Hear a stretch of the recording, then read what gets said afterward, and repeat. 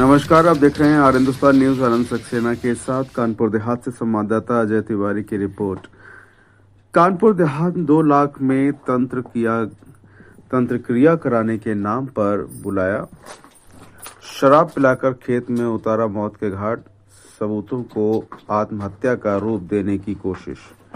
प्रेम में पागल एक युवक की आस्था तंत्र मंत्र और वशीकरण पर अंधविश्वास आखिर उसकी जान ले गया।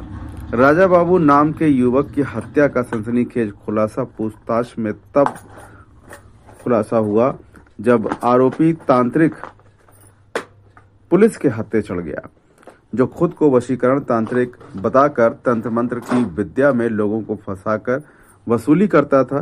पूरी वारदात का चौंकाने वाला सच पुलिस के सामने उगल दिया। आरोपी ने बताया कि वह पिछले 1 साल से राजा बाबू को जानता था। राजा बाबू अपने गांव की गुड़िया उर्फ पूनम से प्रेम करता था, जिसकी शादी अप्रैल 2025 में दीप सिंह से हो चुकी थी। शादी के बाद परेशान राजा बाबू ने तंत्र क्रियाओं के चक्कर में आरोपी भगत से संपर्क किया। आरोपी पहले ही तंत्र मंत्र के नाम पर उससे 36,000 रुपए ले चुका था।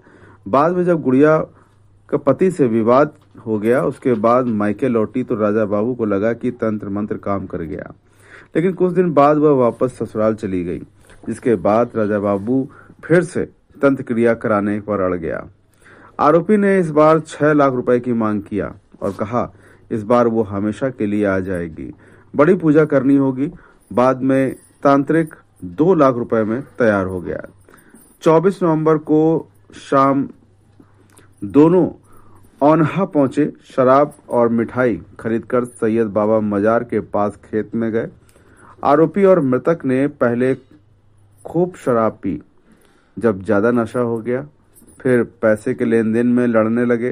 तांत्रिक को लगा कि किसी के आने पर पोल खुल न जाए, इसके डर से जैसे ही राजा बाबू अधिक नशे में होकर बेहोश होकर गिर पड़ा, आरोपी ने चाकू से उसके सीने पर ताबड़तोड़ वार कर दिए।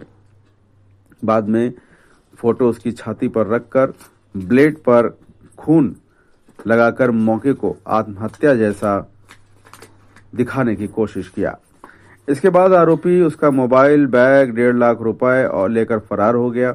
बैग के कागजात जलाए, यानी कि बैग और कागजात जला दिए गए। मोबाइल और पूजा सामग्री पानी भरे गड्ढे में फेंक दी गई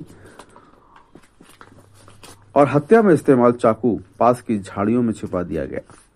पुलिस ने आरोपी को पकड़कर पूरा खुलासा कर दिया है घटना का।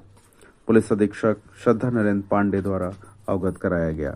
फिलहाल आप सुरक्षित रहिए, जुड़े रहिए आर हिंदुस्तान से। नमस्कार। मैम, एक घटना खुलासा किया गया, क्या पूरा मामला है? देखिए, ये राजा बाबू पुत्र संत राम लगभग 26 वर्ष का एक युवक अरसदपुर शिवली का रहने वाला था।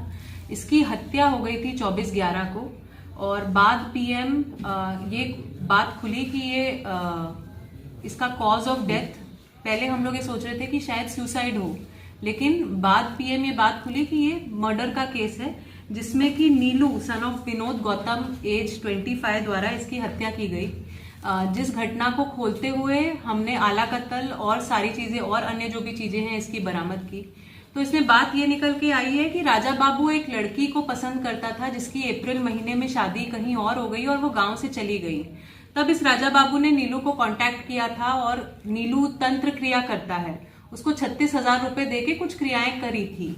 जिसके बाद नवंबर में वो लड़की अपने मायके आ गई। उसकी बात कुछ अपने हस्बैंड के साथ लड़ाई हो गई, तो इसने ये मान लिया कि जरूर उस तंत्र क्रिया के रिजल्ट से ये आई है, तो क्यों ना मैं और अच्छी तंत्र क्रिया करा लूं, जिससे कि ये यहीं रह जाए, उससे अलग हो जाए और मुझसे शादी कर ले।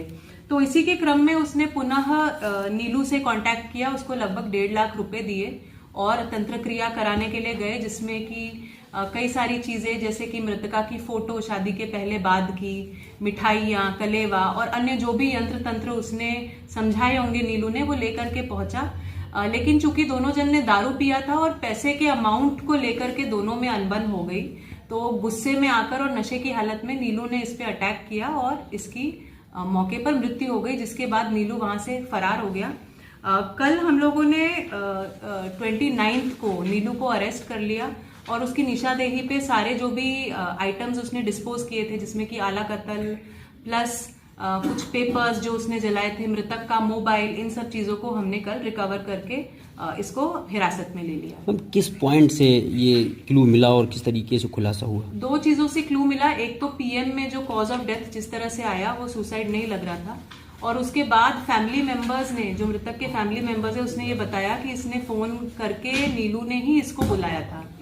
जब हमने छानबीन की तो दोनों ओन्हा चौकी क्षेत्र में शराब के ठेके से एक साथ दारू खरीदते हुए भी नजर आ रहे हैं, और उसके बाद जब इन सब चीजों को जोड़ा गया और उससे पूछताछ की गई तो उसने सब चीजों को कबूल किया, और साथ में जो हत्या करने के लिए जो प्रयुक्त आला कत्ल था उसकी बरामदगी भी करी, जिससे कि ये चीज स्पष्ट हो गई कि इसने मर्डर किया है।